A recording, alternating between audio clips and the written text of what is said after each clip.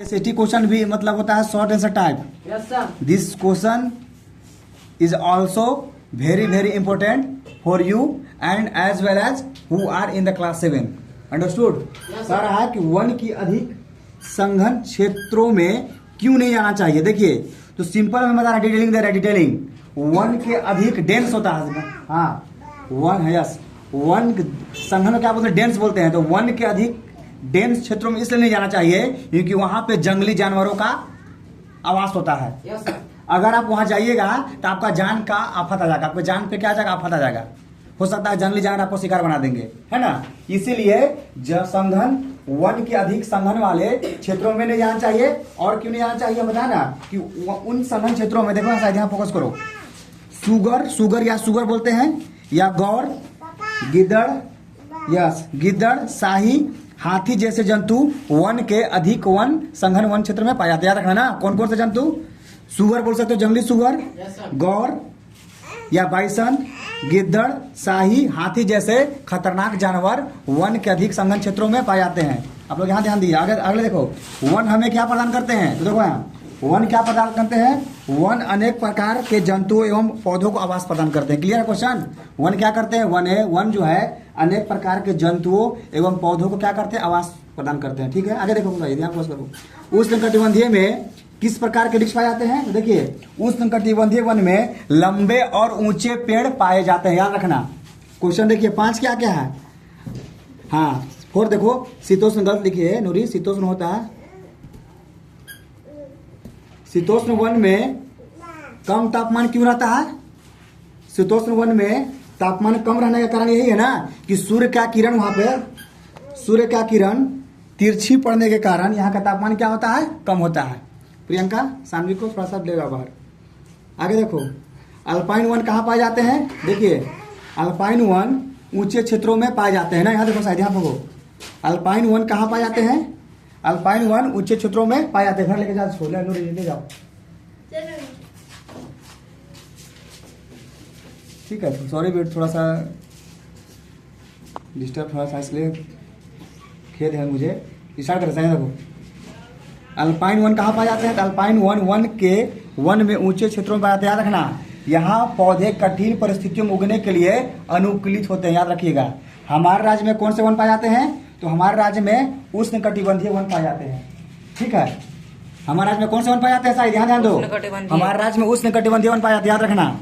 आगे देखिए वनों से प्राप्त उत्पाद कौन कौन है। तो देखिए वनों से प्राप्त क्या है, गोंद, तेल, मसाले, जंतुओं का चारा और औषधीय पौधा यानी कि जड़ी बूटी भी वनों से प्राप्त उत्पाद है। याद रखना कौन कौन, फिर से रिपीट कर रहे हैं। गोंद, तेल, मसाले, जंतुओं का चारा और जड़ी बूटियां, ये सब क्या है, these are the product of forest.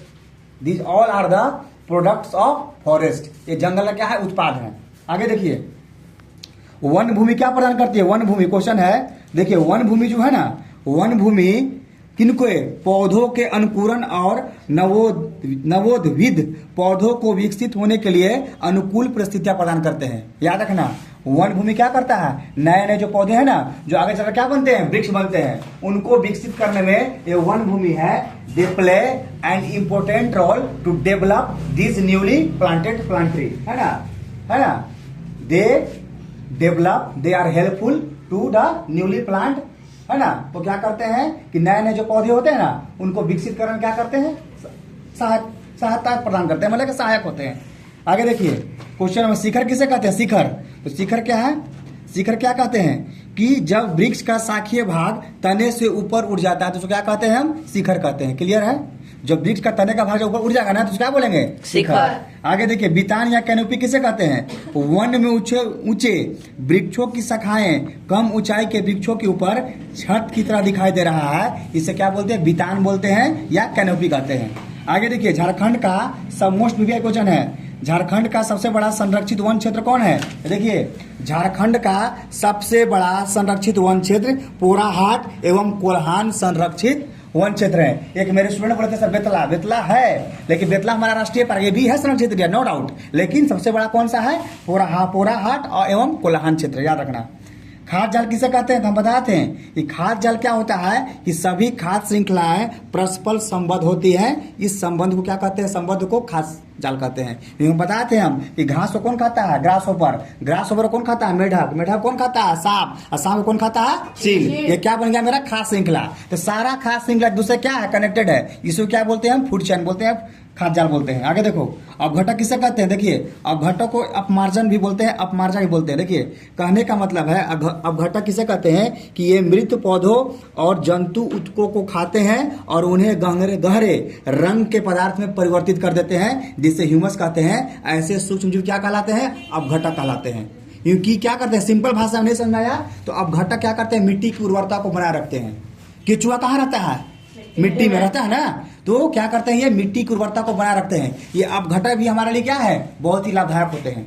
Last question देखिए 14 आज का, अपघटक किस प्रकार सहायक होते हैं। तो अपघटक जो होते हैं वन में उगने वाले पौधे के लिए पोषक तत्वों की आपूर्ति को बनाए रखने में सहायक होते हैं। पौधा को चाहिए ना, क्या क्या चाहिए पौधा को, अब शायद यहाँ फोकस करो, सीधा करके पौधों को क्या क्या चाहिए, कि किसी भी पौधों को क्या चाहिए, जड़ से जल चाहिए, जड़ को क्या प्रदान करता है, जल और खनिज लवण, और क्या चाहिए उसको, सूर्य का प्रकाश, और क्या चाहिए, ऑक्सीजन। पत्ती है ना, पत्तियां क्या बनाती है, पौधे के लिए भोजन बनाती है। तो कहने का मतलब अगर ये अपघटक नहीं रहेंगे तो मिट्टी का पोषक तत्व कहाँ से आएगा। तो अपघटक कहने का काम है ना एक तरह से, अपघटक क्या करते हैं, पौधों को पोषक तत्व भी पहुंचाते हैं। किस माध्यम से, मिट्टी के माध्यम से, है ना।